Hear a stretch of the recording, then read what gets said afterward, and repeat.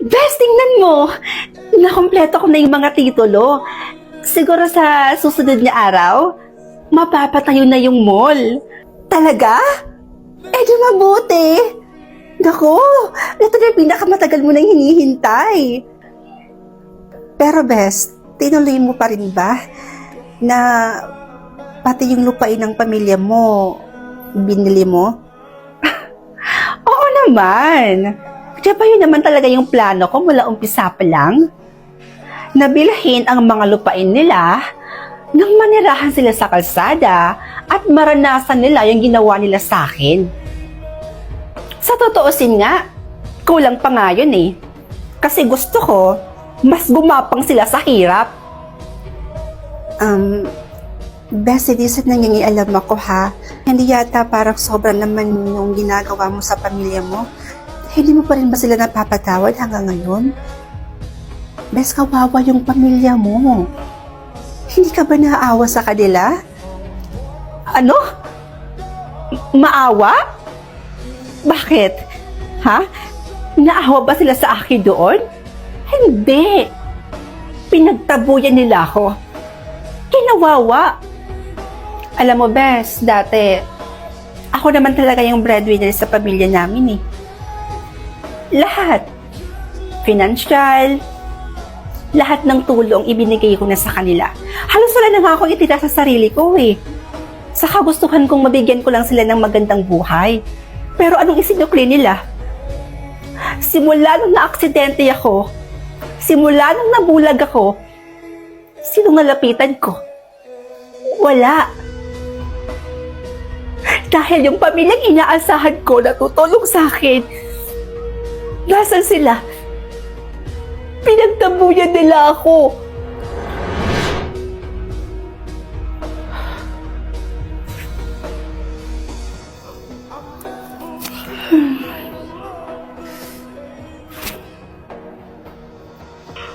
Kanina pa kita hinihintay.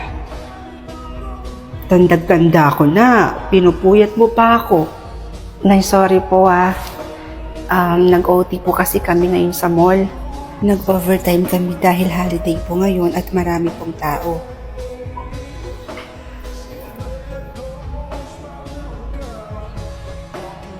Sweldo mo ngayon, 'di ba? Okay na.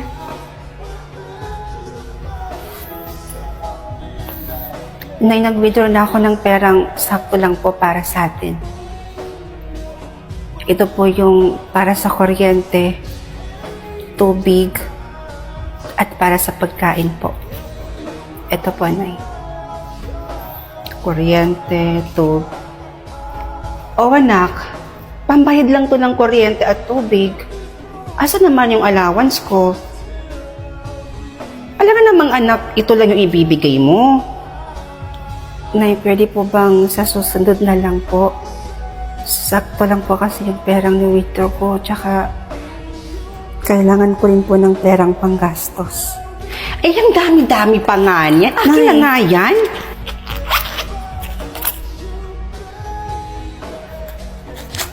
Ayan.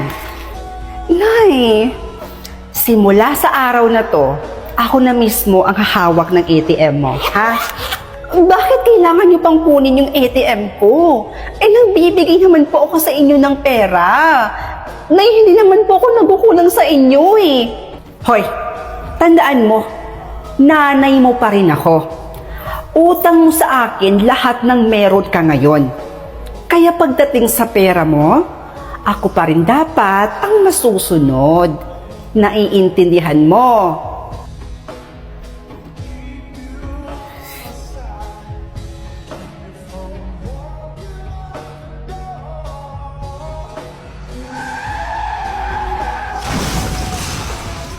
Mrs., pasensya po pero tuluyan na pong nabulag ang anak ninyo dahil po sa malalang aksidente nangyari po sa anak ninyo.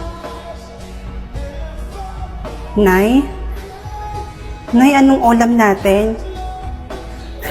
Aba, ang lakas naman yata ng loob mo maghanap ng ulam. Bakit?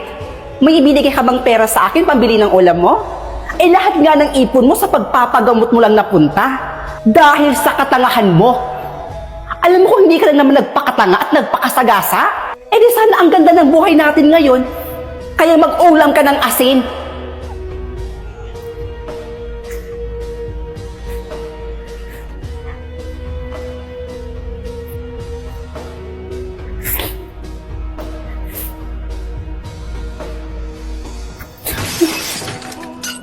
Ano na naman ba to? Nakabasag ka na naman? Nay, sorry po. Sorry po, hindi ko po sinasadya. Araw-araw na lang, Jasmine. Halika nga rito.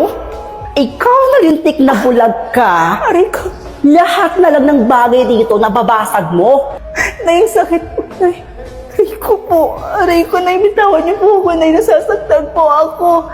Wala ka na ng pakinabang, perwiso ka pa at pabigat ka pang hayop ka.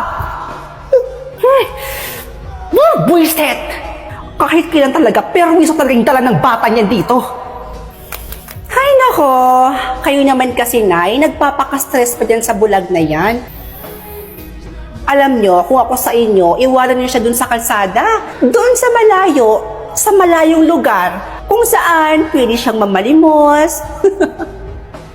Ewan ko na lang talaga kung makabalik pa yan dito. Nay, saan po ba talaga tayo pupunta? Kanina pa po kasi tayo lakad ng lakad eh. Pagod na po ako. Oh, nandito na pala tayo. Ay ko.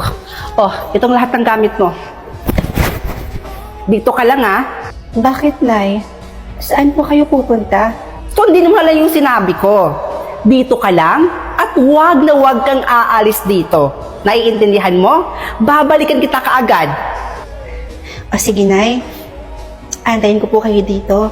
Bumalik po kayo kaagad, Nay, ha? Sige na.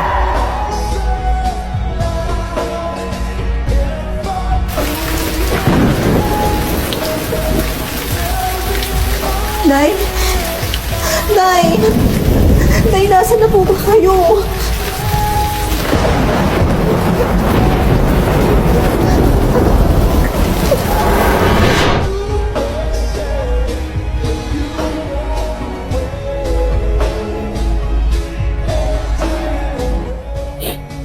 Buti na lang at nakita ako ng mama mo.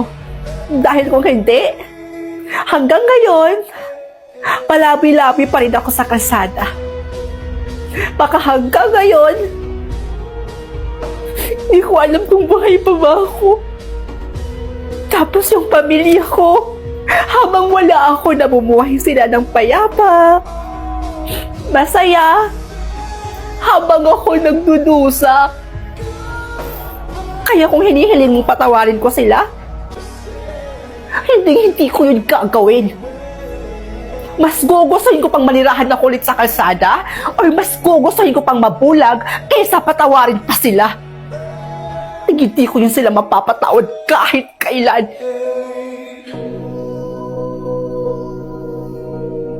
At dahil Mother's Day ngayon, ibibili natin ng regalo ang Mother Earth natin. Hindi kasi alam ni Mama na lalabas ako today. Kasi actually kakaalis lang niya, may pinuntahan siya. Tamang-tama, opportunity na to na makakaligwak na ang dalaga niya. Ganon ba? So let's go mga mima ko, samahan niyo ko! Bago nga pala ako malis ng bahay, nagpaalam muna ako sa papa ko at sinabi ko na rin sa kanya yung plano kong surprise para kay mama. Nagbiruan pa kami dito at binalaan niya nga ako na wag daw ako magpapagabi o wag daw ako masyadong magtatagal dahil delikado daw sa daan. Kasama ko nga pala lumabas yung isa kong kapatid at ang pinsan kong babae. At dahil wala pa nga kaming magarang sasakyan, nag-commute muna ang mima nyo. Malay nyo, balang araw or hindi na masyado magtatagal, magkakaroon na rin ako ng magarang sasakyan. Dumating na nga kami sa aming pagbibilhan ng regalo para kay mama at dito lang naman yan sa City Mall ng Isolan, Sultan Kudarat. Pagpasok nga namin dito mga mima, may sumalubong kaagad sa akin na babae at kinilayan pa nga ang mima nyo. Hindi sana ako papayag mga mima ko, pero mapili talaga siya at sinabi niyang pang-attendance niya daw ito. Kaya kahit ayaw ayokong magpakilay, nagpakilay na lang talaga ako mga mima ko. At wala nang ang patumpik-tumpik mga mima ko dahil naghanap na nga ako ng bag na ireregalo ko kay mama. At nakahanap naman ako kagad ng magandang bag na babagay talaga kay mama, pero yun nga lang, hindi ko na ito na-videohan. Bumili na nga rin ako ng maliit na cake para kay mama para mas matuwa siya sa mga ibibigay ko. At dahil alam kong mahilig si mama sa mga dress, binilhan ko na rin siya nito ng 2.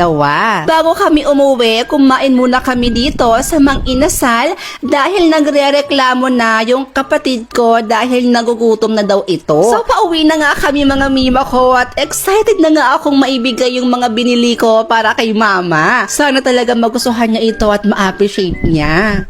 So kakarating lang namin mga mima and hindi na ako makapaghintay. Ibibigay na natin to kay mama. Ito lahat yung nabili ng mima nyo. Ito, dress, tsaka bag ni mother. Tsaka meron din siyang cake. Kaya samahan nyo ako. I-surprise natin at ibibigay na natin to sa kanya. Go! Hi ma! Happy Mother's Day! It's for you! Emotional. Emotional lang.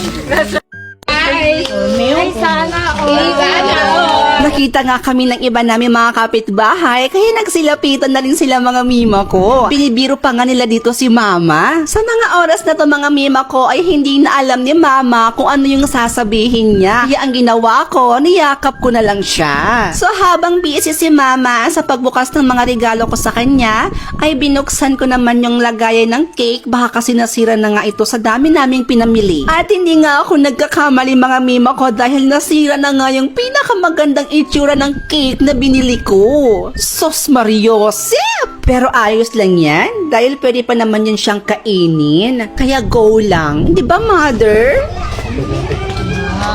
Oh, di ba? Thank you, baby. Wow, ang ganda ng bag. Nagtanong pa talaga si mother kung para daw ba talaga sa kanya yung mga pinamili ko dito, mga mima ko. Baka daw kasi for content lang. Nakakaloka ka talaga, mother.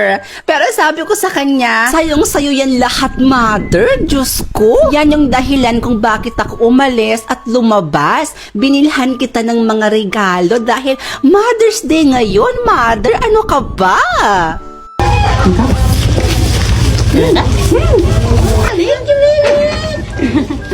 Kaya naman, sobrang saya niya at hindi daw niya in-expect na bibilhan ko siya ng mga regalo, mga mima ko. Pero ganun pa man, maraming salamat po sa pag-iintindi at sa pagmamahal po palagi, mama. Alam mo, ma, kung papapiliin man ako ng bagong mama, ikaw na ikaw pa rin ang pipiliin ko, uunahin at mamahalin ko. Happy Mother's Day, mama ko. Mahal na mahal po kita. At para naman po sa ibang mama, nanay, at sa mga nagpakananay, Happy Mother's Day din po sa inyong lahat. Proud po ako sa inyo at mahal ko po kayo.